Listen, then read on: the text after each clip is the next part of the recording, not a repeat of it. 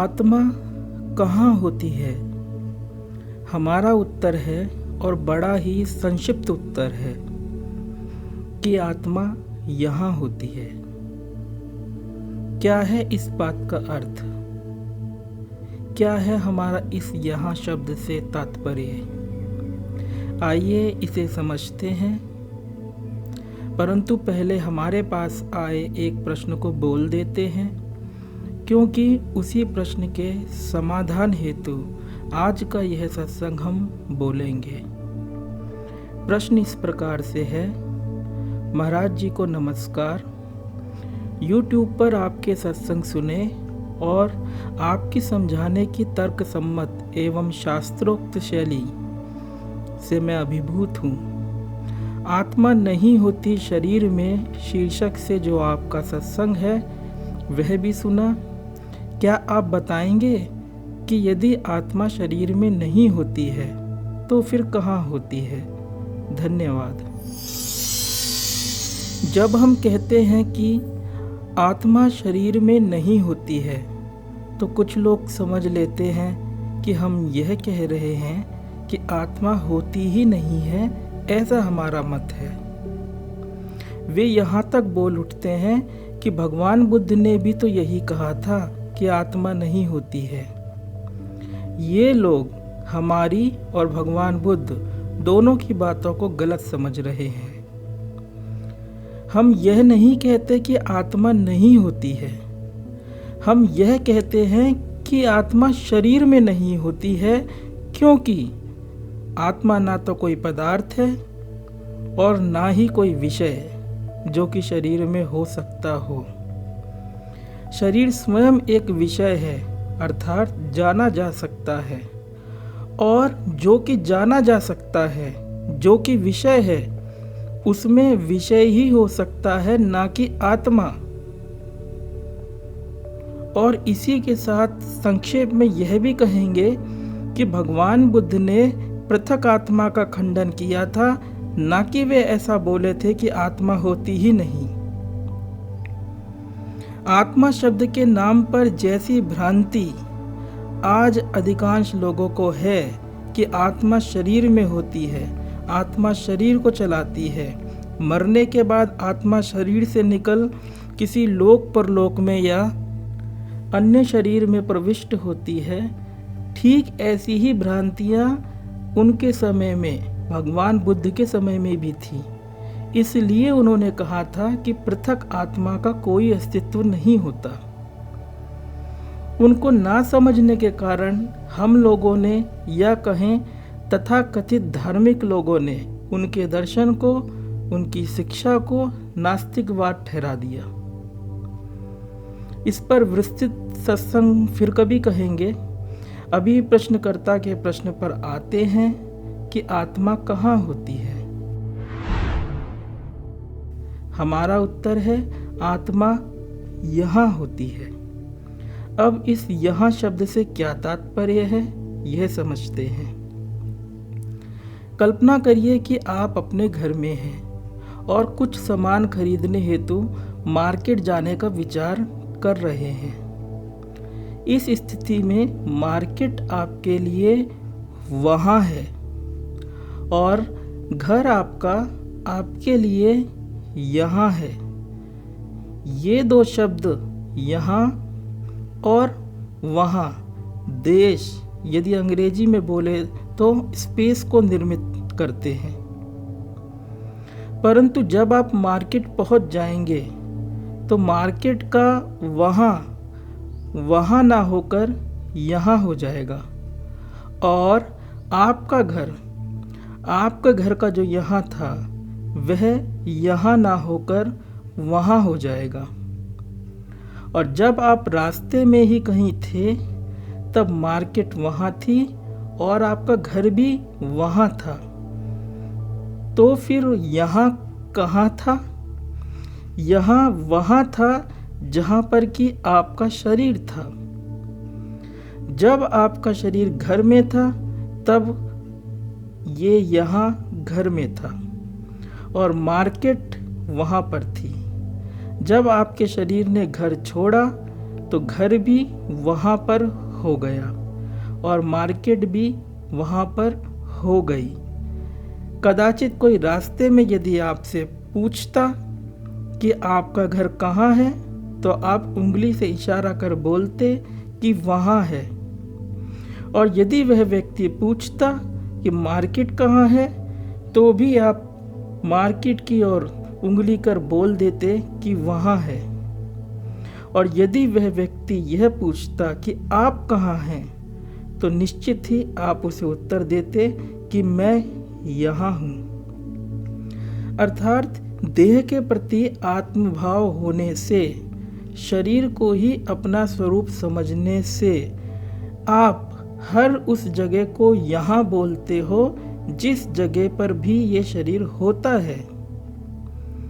क्योंकि शरीर को ही हमने अपना केंद्र मान रखा है, इसलिए शरीर की लोकेशन से ही हम देश की, स्पेस की प्रतीति किया करते हैं कि ये वस्तु मुझसे आगे है, वह वस्तु पीछे है, यह वस्तु ऊपर है, आदि आदि। यह देश अर्थात स्पेस हमारी खुद की मानसिक प्रतीति है, अर्थात प्रोजेक्टेड है, प्रक्षिप्त है। जब हमने यह सत्संग बोला था कि आत्मा शरीर में नहीं होती है, तो कुछ लोग ऐसा समझ बैठे कि आत्मा सर्वत्र है और यह जो स्पेस अर्थात देश दिखाई पड़ता है, इसमें व्याप्त है। ये एकदम गलत बात है। कुछ लोग ऐसा कहते, सोचते एवं समझते हैं कि आकाश तत्व जो कि सर्वव्याप्त है, दो कोशिकाओं के मध्य भी है, वह आत्मा है। नहीं, बिल्कुल गलत बात है ये। अभी जैसा कि हमने बताया कि शरीर की लोकेशन से स्पेस, फिजिकल स्पेस या कहें देश प्रोजेक्टेड होता है, उसका प्रोजेक्शन होता है, उसकी मानसिक प्रतीति होती है। तो इस कल्पना में, प्रोजेक्शन में आत्मा कैसे हो सकती है? आत्मा ना तो शरीर में होती है और ना ही शरीर के बाहर होती है।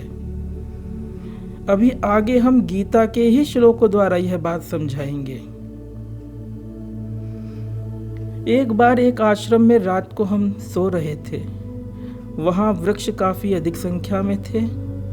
जिधर हमारा तख्त था, उसके नजदीक ही एक विशाल गुलमोहर का वृक्ष था। लघु शंका के लिए रात्रि को हमारी नींद टूटी तो हमने टॉर्च जलाया। टॉर्च का प्रकाश उस विशाल गुलमोहर के वृक्ष के मोटे तने पर पड़ा तो हमें ऐसा मिथ्या आभास हुआ कि सामने वृक्ष न होकर कोई विशाल दैत्य है। तब हमें यह नहीं पता था कि वेदांत शास्त्रों में ऐसी प्रतीति को स्तंभ में भूत की प्रतीति होना कहकर बारंबार इसका विवरण दिया जाता है। हमारा भ्रम तुरंत ही दूर हो गया जब हमने गौर से वृक्ष को देखा। अब इस उदाहरण से आप समझे, हो सकता है ऐसी ही कुछ घटना कदाचित आपके साथ भी कभी घटित हुई हो। हमारे साथ तो 2 बार ऐसा हुआ है, जिसमें से एक की चर्चा अभी हम यहाँ कर रहे हैं। इस घटना में वृक्ष हुआ अधिष्ठान अर्थात बेस या कहें सबस्ट्रेटम, और दैत्य की प्रतीति हुई अध्यास मतलब प्रोजेक्शन, एक प्रकार का प्रक्षेपण। तो क्या आप कहेंगे उस दैत्य में, अध्यास में वह गुलमोहर का विशाल वृक्ष अर्थात अधिष्ठान था? बिल्कुल नहीं कहेंगे। बिना गुलमोहर के वृक्ष के अर्थात अधिष्ठान के दैत्य की प्रतीति अर्थात अध्यास हो नहीं सकता। परंतु फिर भी दैत्य की प्रतीति में वृक्ष बिल्कुल भी नहीं है। हम पुनः इन बातों को रिपीट कर देते हैं।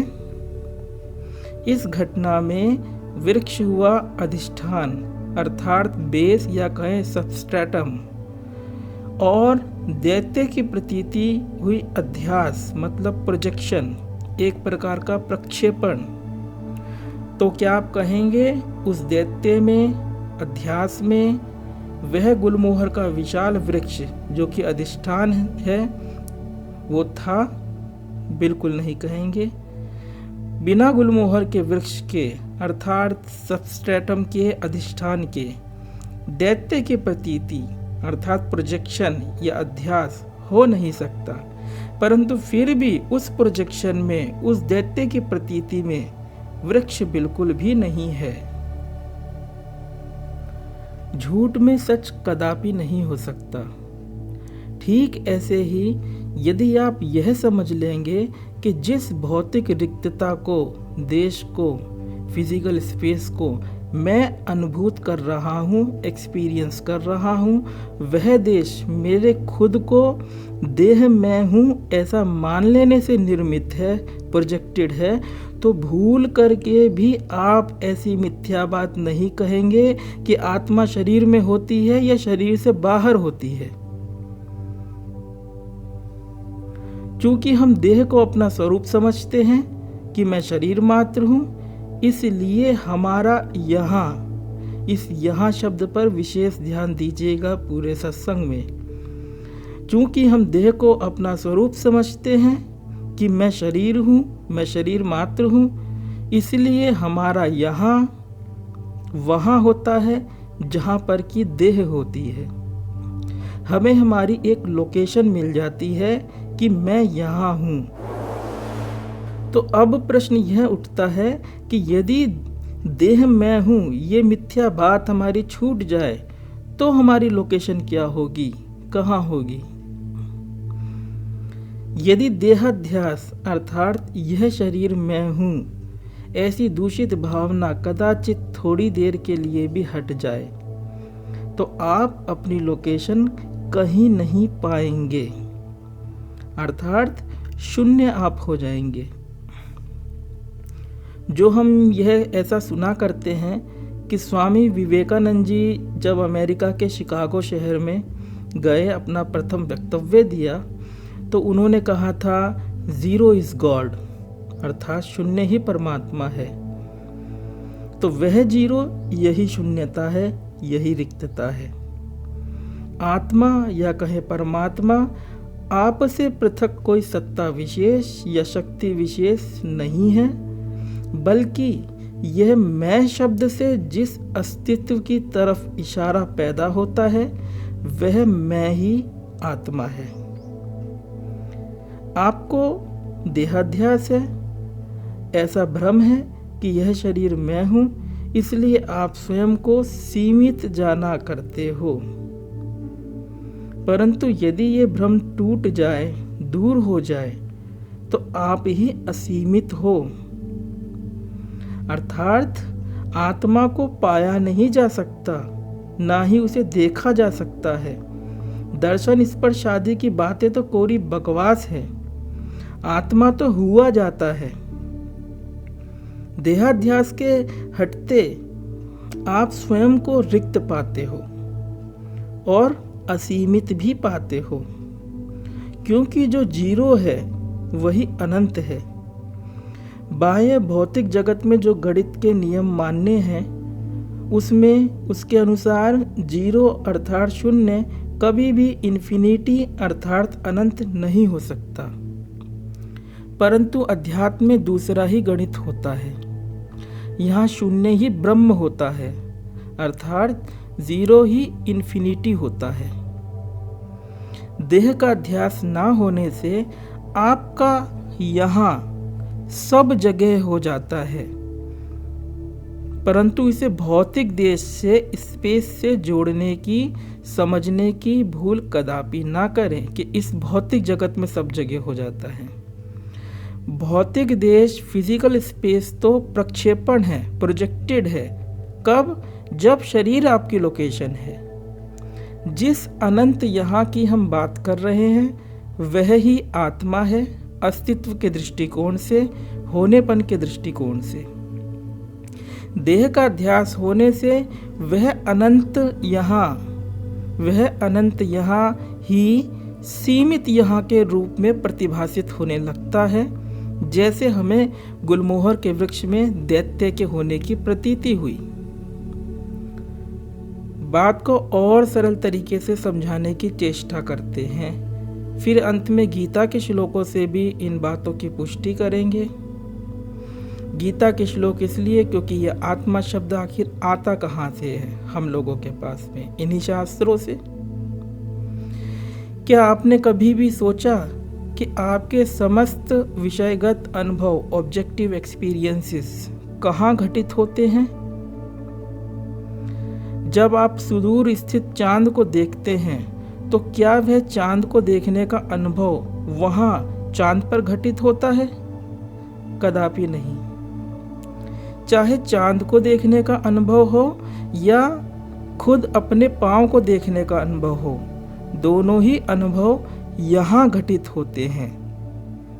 देखने का अनुभव ही नहीं बल्कि सुनने, स्पर्श, विचार, काम, क्रोध आदि समस्त अनुभव यहाँ घटित होते हैं और ये यहाँ ही आत्मा है।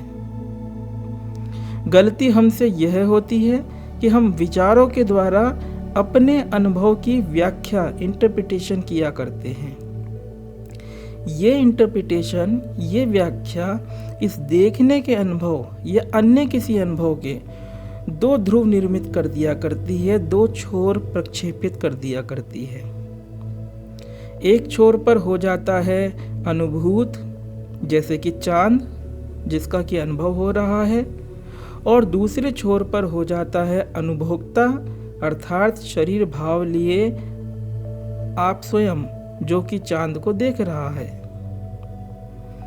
यदि आप अपने देखने के अनुभव की भाषा अथवा विचार द्वारा व्याख्या ना करें तो अनुभूत और अनुभोक्ता दोनों खो जाएंगे, अर्थात ना तो चांद रहेगा और ना ही चांद को देखने वाला रह जाएगा।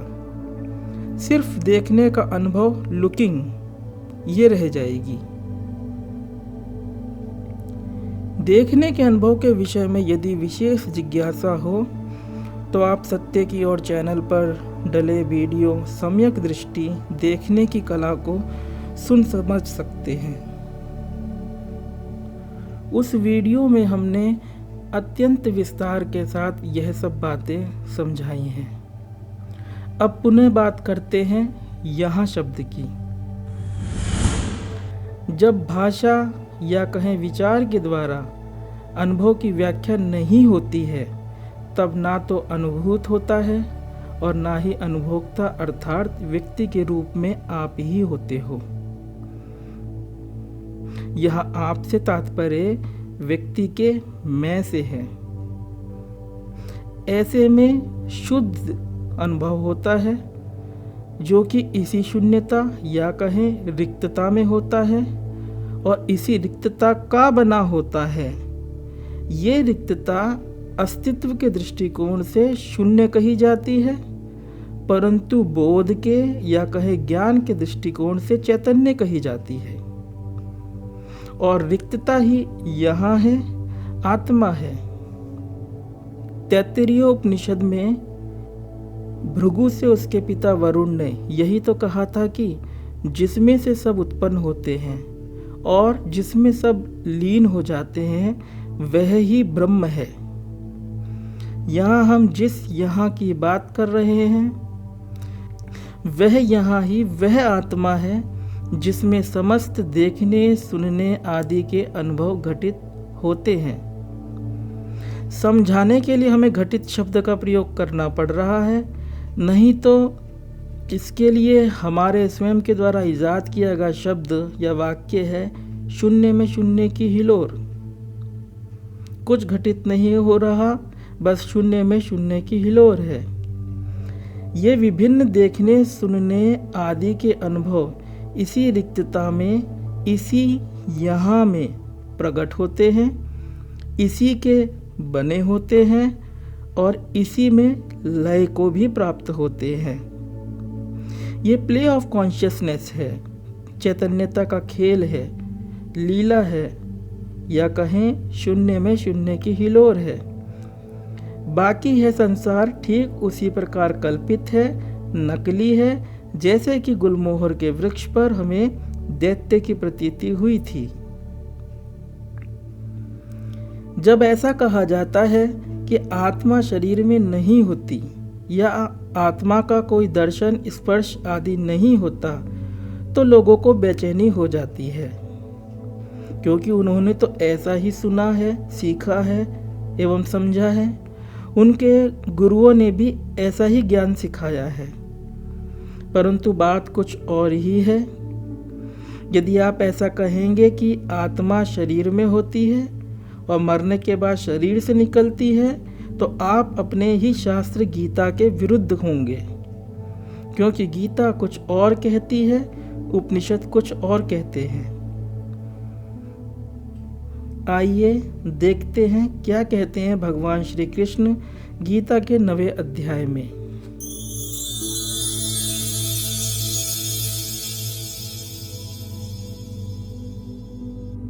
मया तत्मिदं सर्वं जगत अव्यक्त मूर्तिना मतस्थानि सर्वभूतानि न चाहम तेष्वस्थिता। यह गीता के 9वें अध्याय का 4था श्लोक है। अर्थ इस प्रकार से है, यह संपूर्ण जगत मेरे अव्यक्त स्वरूप से व्याप्त है, संपूर्ण भूत मुझ में स्थित हैं, परंतु मैं उनमें स्थित नहीं हूँ। इस सत्संग में बार बार जिस यहाँ शब्द की हमने चर्चा की, वही यहाँ शब्द इस श्लोक में इंगित अव्यक्त स्वरूप है, अर्थात आत्मा है।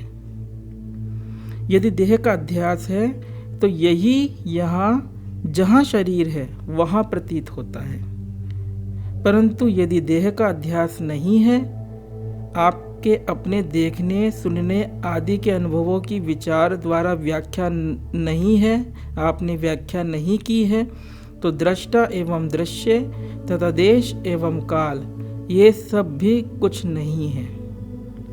एक शून्यता है, नथिंगनेस है, जो कि जीरो ना होकर एवरीथिंगनेस है, अर्थात सर्वव्यापक भी है। ये आत्मा है, इसी में विभिन्न देखने, सुनने आदि के अनुभवों का होना होता है और विचार द्वारा इन अनुभवों की धारणाएं बनती हैं दृष्टा एवं दृश्य के रूप में। जब यह धारणा बनती है तब ही संसार, यह भूत जगत प्रतिभासित होता है और केवल तब ही देश एवं काल भी होता है। ये सब कुछ एक शून्य तत्व यहाँ में होता है, जो कि आपका ही, हमारा ही अव्यक्त रूप से, निर्वैयक्तिक रूप से होना होता है।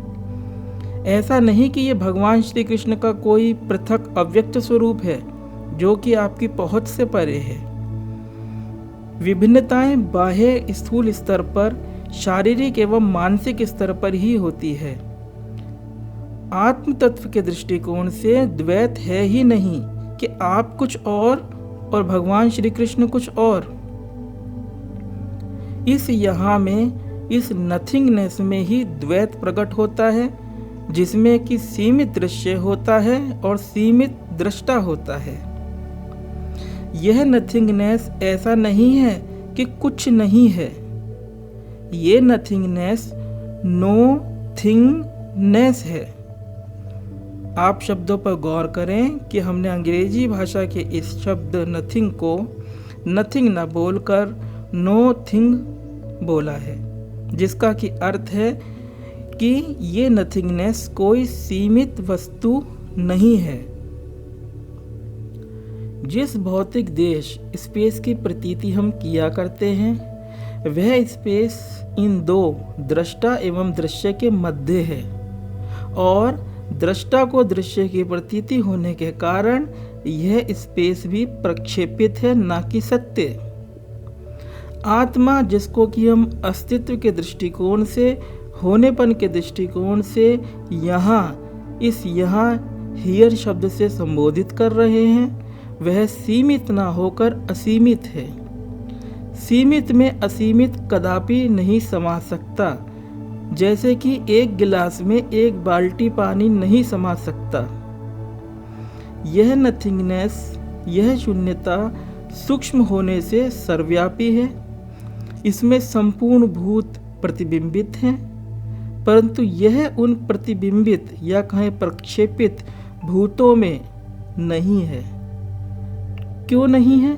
इसलिए नहीं है क्योंकि सभी भूत अर्थात विषय वस्तुओं को होना उन विषय वस्तुओं के विषयी अर्थात दृष्टा के लिए होता है। दृश्य दृष्टा की उलझन है। जैसे गुलमोहर के वृक्ष पर हमारे द्वारा देखा गया भूत या कहें दैत्य हमारा भ्रम था, ना कि गुलमोहर के पेड़ का। यहाँ गीता के इस श्लोक से विरुद्ध कथन अर्थात अपनी ही बात के विरुद्ध कथन भगवान श्री कृष्ण अगले ही श्लोक में देते हैं। श्लोक इस प्रकार से है, न च मत स्थानी भूतानि पश्येमेव योगमेश्वरम भूत भिन्न च भूतस्थो मम आत्मा भूत भावना। अर्थात और भूत मात्र मुझ में स्थित नहीं है। मेरे ईश्वरीय योग को देख कि भूतों को धारण करने वाली और भूतों को उत्पन्न करने वाली मेरी आत्मा उन भूतों में स्थित नहीं है। अध्याय 9 के 4 श्लोक में भगवान श्री कृष्ण ने कहा कि संपूर्ण भूत मुझ में स्थित हैं, और अब अगले ही श्लोक 5 में अपनी ही बात को काटते हुए वे कहते हैं कि भूत मुझ में स्थित नहीं है। शास्त्रों के ऐसे वचन अपने में गूढ़ अर्थ को लिए हुए होते हैं। सही से ना समझ पाने के कारण ही गीता एवं उपनिषदों की ऐसी परस्पर विरुद्ध बातों को हम इन पवित्र शास्त्रों की निंदा का आधार बना लिया करते हैं। जैसे कि एक पुस्तक बालू की भीत पर खड़ा हिंदू धर्म लिख दी गई। भूत शब्द से तात्पर्य किसी विषय वस्तु का होना है। ये विषय वस्तुएं भौतिक भी हो सकती हैं एवं मानसिक भी। चाहे भौतिक विषय वस्तुएं हों या फिर मानसिक विषय वस्तुएं, दोनों की दोनों सीमित होती हैं एवं जानने में आ सकती हैं। बिना ज्ञान के सीमित की भी प्रतीति नहीं हो सकती।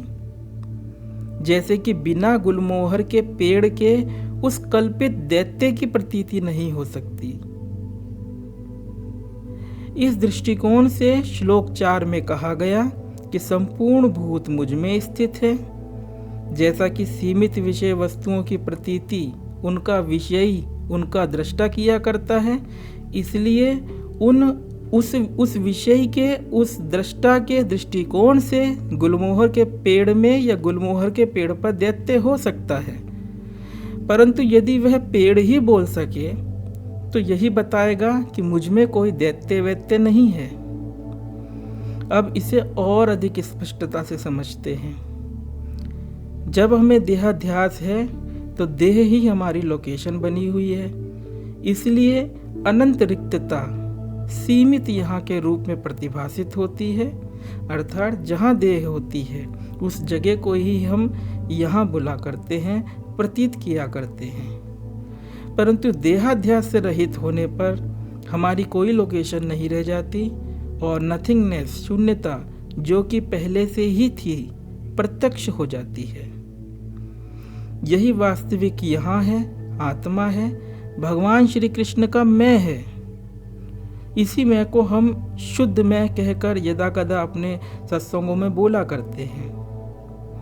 श्लोक 5 में जब भगवान श्री कृष्ण ऐसा कहते हैं कि मेरा आत्मा उन भूतों में स्थित नहीं है, उसका सीधा स्पष्ट अर्थ यह है कि हम या आप कोई भी देहाध्यास से जब उपराम होगा तो अपना होना इस कल्पित संसार में नहीं पाएगा,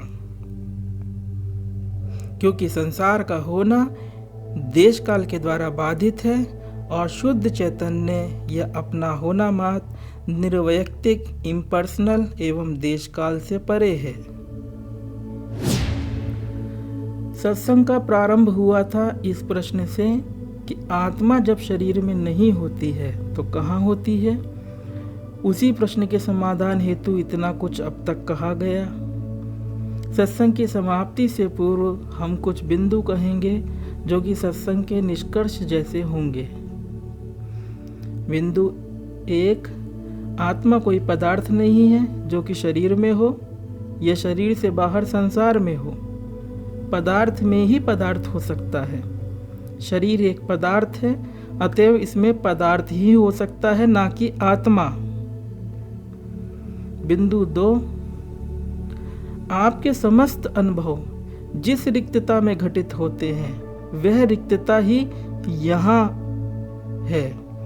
यह यहाँ अनंत है और देहाध्यास के कारण ही देह जहाँ होती है वहाँ ही हम इस यहाँ की खंडित सीमित प्रतीति किया करते हैं। बिंदु 3, यदि आप अपने देखने, सुनने, चखने, इन सब अनुभवों के, इन सब विभिन्न विषयगत अनुभवों की विचार द्वारा कोई व्याख्या ना करें तो आपका होना इस यहाँ में होता है और ये यहाँ ही आप होते हैं, आपका ये स्वरूप होता है। बिंदु 4, हिरण्यनाव, ये 2 शब्द आपने शायद सुने होंगे। इन 2 शब्दों द्वारा एक परम सत्य आत्मा की ही ओर इशारा किया जाता है। जब बात जाननेपन, नोइंगनेस या ज्ञान या कहें चैतन्यता के दृष्टिकोण से की जाती है, तब यह नाव जो कि अब है और आत्मा है, काल से परे शाश्वत तत्व है, इसकी बात की जाती है। इस पर पृथक सत्संग कभी कहेंगे। आत्मा के विषय में बात जब अस्तित्व के दृष्टिकोण से की जाती है तब बात यहाँ इस हियर शब्द की आती है, जिसके विषय में अभी तक विस्तार से बताने का हमने प्रयास किया। अब इस सत्संग को विश्राम देते हैं। ओम।